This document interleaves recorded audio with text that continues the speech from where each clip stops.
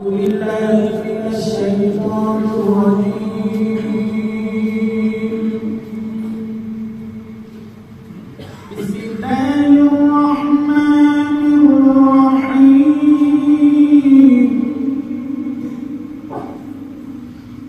سبحان الذي أسرى بعبده ليلا من المسجد الحرام إلى المسجد الأقصى الذي باركنا حوله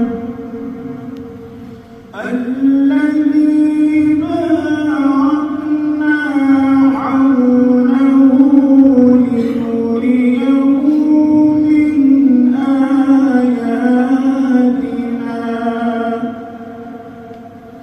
إنه هو السميع البصير.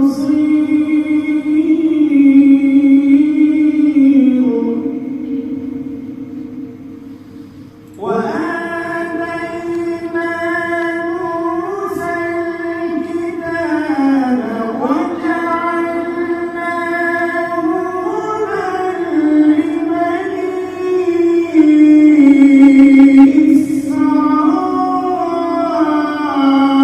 إسرائيل ألا تتخذوا من دوني وكيلا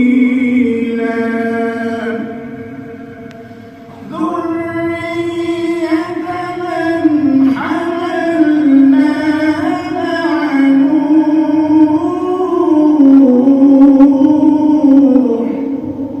إنه